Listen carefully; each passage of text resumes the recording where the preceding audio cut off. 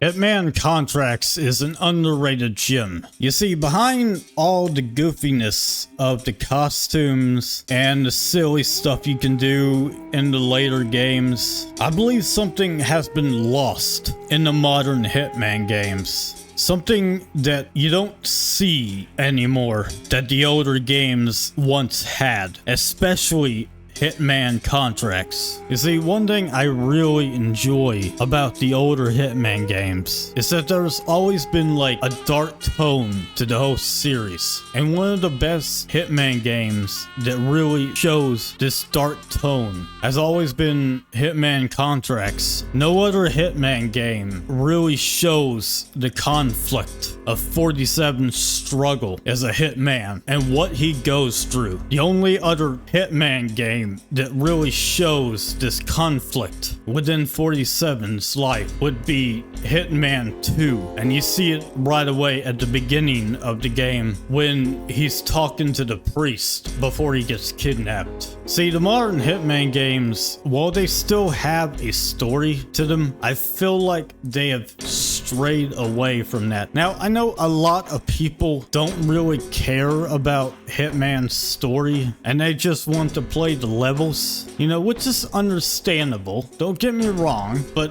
one thing I've always really enjoyed about the Hitman games was its dark tone. And this dark tone has been something that's been lost within later Hitmans. And I really wish that they'd bring that tone back. They kind of did with the last part in the modern Hitman trilogy. Like, for example, Darkmoor has a more dark tone to it, you know, and along with the nightclub mission that I forgot the name of, but it also has a dark tone in it. In fact, it even reminds me of one of my favorite missions in Hitman Contracts, the one with the bikers. And so today I just want to tell you guys exactly why Hitman Contracts is an absolute underrated gem. I mean, even in the main menu, you can see the struggle in 47's mind as he's just sitting in this chair with a sniper rifle, waiting for the opportunity to take out his target. It is definitely one of my favorite main menus out of all the Hitman games, and no other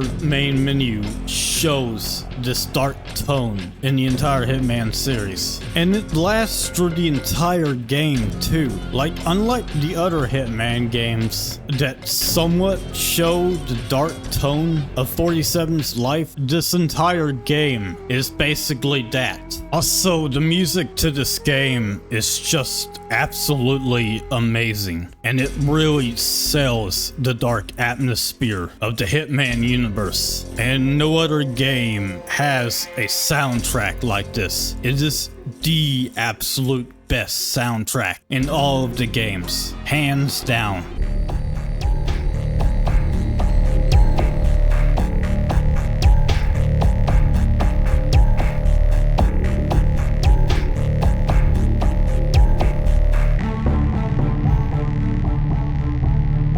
Yeah, so first off, right away, the game starts off with this really creepy atmosphere. You're like in this strange lab with a bunch of people that look just like 47. Now, if you were new to the Hitman series, you probably wouldn't know what was going on. But if you do know what's going on, and you are familiar with the series, then you would know that 47 is a clone. And he's supposed to be a clone from like a bunch of different people to make the absolute perfect assassin. And the other games, while the Hitman 2016 trilogy kind of showcases this a little bit, particularly the Hitman 3 part of that is definitely really confusing with the whole titles, but I'm going to assume you guys know what I'm talking about. But as I've said before, it kind of shows it through its cutscenes, but it's nowhere near the level that Hitman Contracts, as well as so many other older Hitman games have. And I really miss that about the older Hitman games. They had such a stronger focus on the dark side of 47's life and where he came from. And the newer games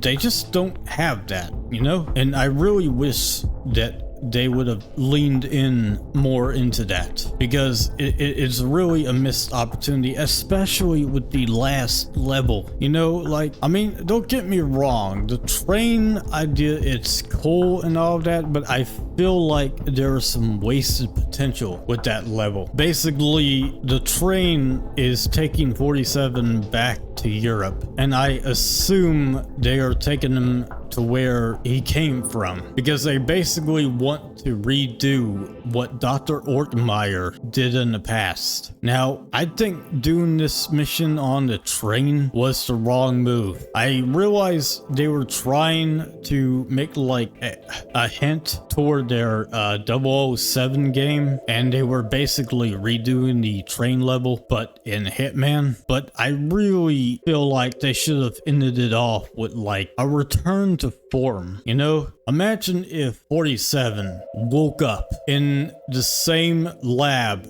that he was created in, and he finds all these people in there basically trying to recreate what Dr. Ortmeyer created a long time ago. They're studying his old research. They're doing some pretty sick experiments. Hell, maybe they even already have a new set of clones that 47 has to fight and take down. Like, they could have had some of these newer clones be targets that you have to take down and make sure they don't get out into the world. And so instead of taking out the main bad guy on the train, taking out the clones, you can make your way up to his office. And it would probably be a lot like the end of the train mission, you know, where he offers you an opportunity to restart and forget about everything that he's been through so far and just go back to his simple life as an obedient assassin that hardly thinks for himself and is just focused on the mission and nothing else. I think it would have been a much better send-off. Like I said, the train mission, it's cool and all, but I really think that they should have done something like the beginning of Hitman Contracts or the end of the original game, which I unfortunately, sadly, never got to play the original Hitman Code 47 game. You see, when I played the original trilogy as a kid, I got one of those trilogy box things, and I have a little funny story about that too. I actually played the game backwards. You see, because of the weird titles when it comes to the Hitman games, I thought this was the order to play them in. So I ended up starting out with Hitman Blood Money, and then I played Hitman 2 thinking that was the next one, and then I played Hitman Contracts thinking that that was Hitman 3. Little did my kid mind know that that was definitely the wrong order, and you think I would have figured it out through the graphics,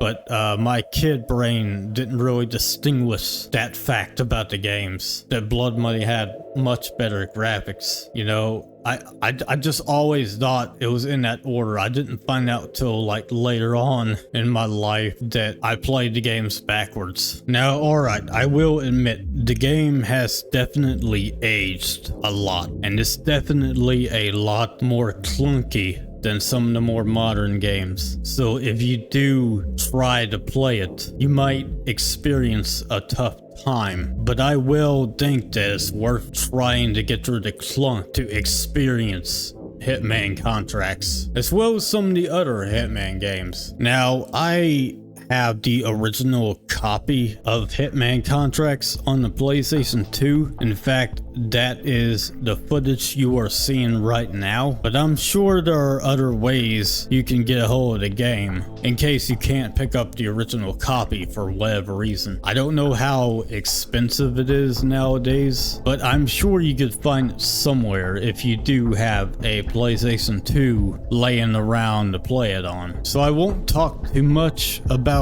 the actual gameplay, alright? Because like I said, it's one of the older Hitman games, so it's definitely going to be a lot rougher than what you're used to with the modern Hitman games. One thing to note is that the way that suspicion works is unlike the modern Hitman games. It's kind of strange. You just gotta be really careful when approaching someone who can see through your disguise. You'll get this like heart monitor like meter to measure your suspicion, and you do not have a lot of leeway. But luckily, depending on your disguise, this meter might not even go up at all. It really just depends on who you're walking around and what kind of disguise you're in, which, yeah, is definitely similar to the more modern Hitman games, because, you know, obviously they got the whole enforcer system, but with the older Hitman games,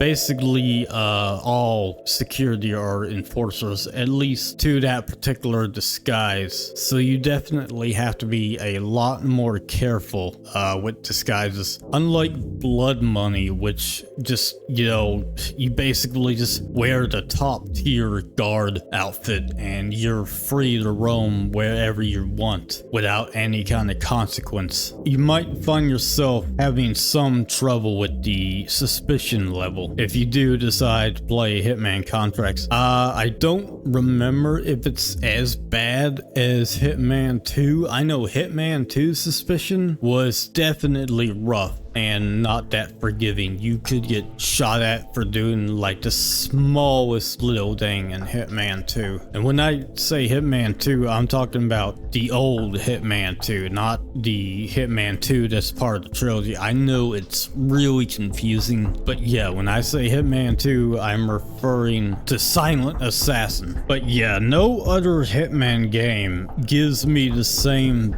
feeling that Hitman Contracts gets. Even just sitting in the main menu, watching Agent 47 sit in that chair, this gives me the sense of dread and atmosphere, and it is just absolutely perfect. And I love it so much, and I really feel like that kind of atmosphere and tone is just missing from the modern Hitman titles. Don't get me wrong, I still love them, and they are definitely my favorite Hitman games to play nowadays, and I play those games all the time. And I definitely love Blood Money too when I played it. But when I first played Contracts as a kid, it just, after playing all the other Hitman games, it just really sucked me in. And it's just one of those games that has made me fall in love with this franchise as much as I do. Anyway, that's it for now. I just really wanted to express how I feel about Hitman Contracts and get more people to appreciate this game. Sure, it's not as refined as Blood Money or the modern Hitman games, the modern trilogy I mean, but it's got this charm to it that I feel like none of the other Hitman games have. And even though it's not as good as the other Hitman games today, I still love it, and I definitely am going to replay it. Let me know if you guys want to watch me play it. I am definitely thinking about it. Maybe I'll stream it or just do a traditional Let's Play. I'm still debating on whether or not I want to stream on Twitch or YouTube. Like, I could stream on Twitch and put the videos on my main channel, but I don't know. I'm struggling with debating on whether it's better to do it that way or to just stream on YouTube and keep everything all in one place. I'm also worried about the streams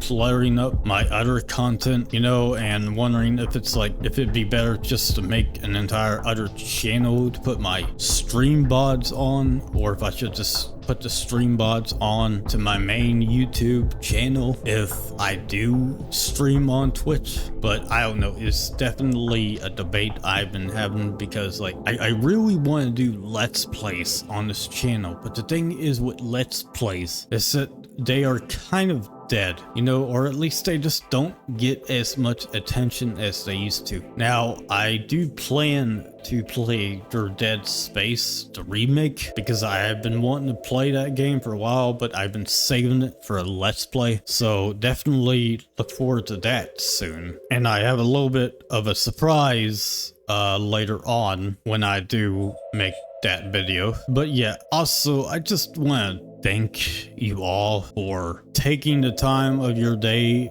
to watch my videos. The Hitman Max Notoriety Challenge is still one of my most popular videos, and I haven't, and none of my other videos have gotten the amount of attention it has. I do hope to change that at some point, you know, because I don't know if I'm going to make other videos like this or not. I just really wanted to express how I felt about this game. And if you guys have already played it, definitely type in the comments what you think about Hitman Contracts and whether you like it or not. I am definitely on the side of liking it, as you can tell from this video and what I have said so far, but I definitely want to know what you guys think too, even if you think badly about the game. But anyway, like I said, thanks for watching my videos and taking the time out of your day. And with that, I will see you guys next time.